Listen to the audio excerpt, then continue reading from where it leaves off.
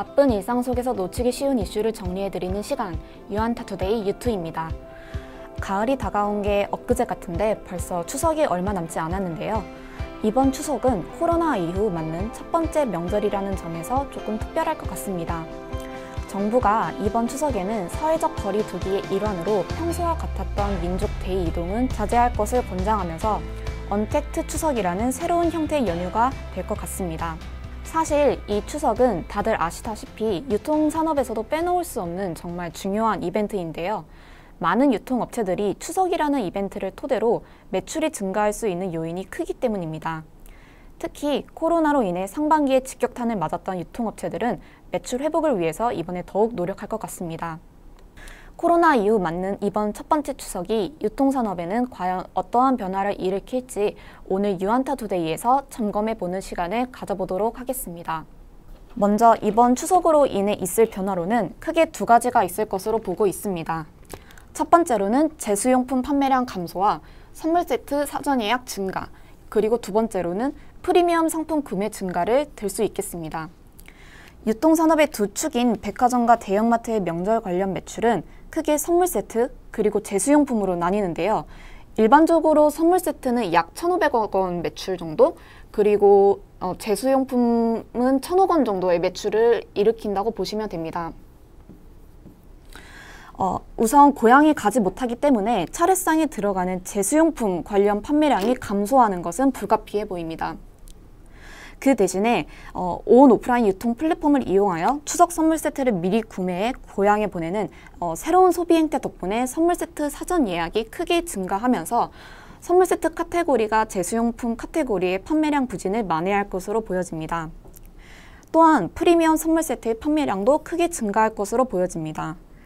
이는 고향에 방문하지 못하는 사람들의 일종의 보상 심리로 해석이 가능해 보입니다.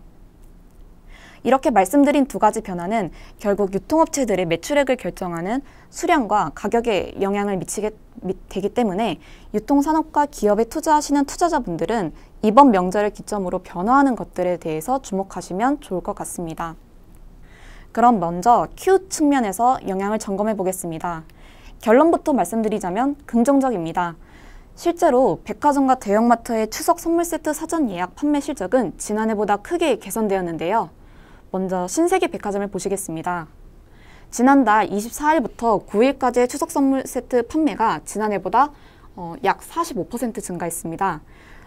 롯데백화점 역시 올해의 추석 선물 세트 사전 예약 판매가 지난해 같은 기간 대비 약 37% 증가했습니다. 대형마트 역시 추석 선물 세트 사전 예약 증가세가 두드러집니다. 특히 이마트에서는 20만 원 이상의 고가 선물 세트 판매가 약 40%의 큰 폭으로 증가했습니다. 전년 대비로요. 프리미엄 선물 세트의 활약에 힘입어 이마트 추석 선물 세트 사전 예약 전체 매출은 9월 10일까지 지난해보다 약 20% 증가한 걸 확인할 수 있었습니다. 지금까지 Q를 살펴봤다면 그렇다면 매출액을 결정하는 또 다른 축, P, 이 가격 측면에서 보겠습니다. 아까 말씀드렸다시피 이번 추석의 경우 고향 방문을 아무래도 자제하다 보니 차례상의 음식량을 줄이고 결국 제수용품 판매량은 줄어들 것으로 전망되는데요.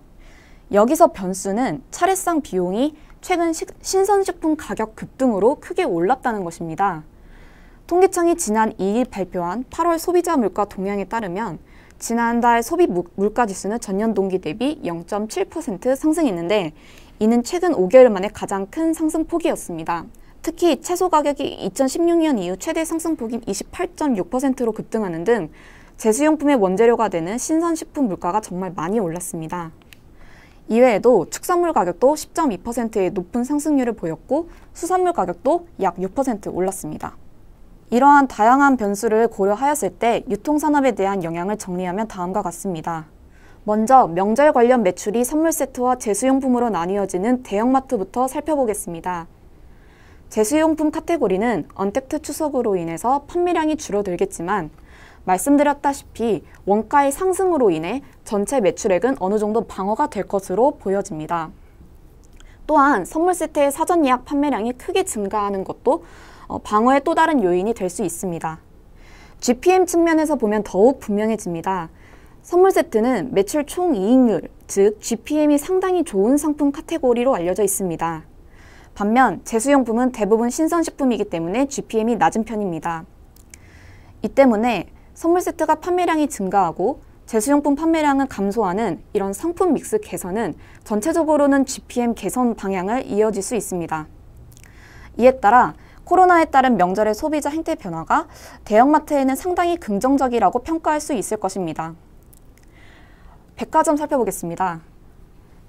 대형마트와 달리 백화점의 명절 관련 매출은 주로 선물 세트입니다. 대형마트와 로직은 동일하지만 선물 세트 매출 규모는 현대백화점을 기준으로 500억 원 정도에 불과합니다. 매출 규모 자체가 크지 않아 코로나로 인한 매출 하락 약 한 20% 하락 정도의 수준을 선물 세트 판매량 증가로 인해 상쇄하기에는 좀 어려워 보입니다. 저마진 카테고리인 명품과 가전 매출 부분의 비중이 전년 대비 절대적으로 높아진 상황을 일정 부분 선물 세트가 완화해 줄 수는 있겠지만 효과는 제한적일 것입니다. 이렇게 같은 유통산업이라도 대형마트와 백화점의 영향이 다르게 미칠 것으로 전망되고 있습니다. 네, 그러면 이것으로 이번 유튜를 마치도록 하겠습니다. 우리 모두 부자가 되는 그날까지 유튜는 함께 하겠습니다. 감사합니다.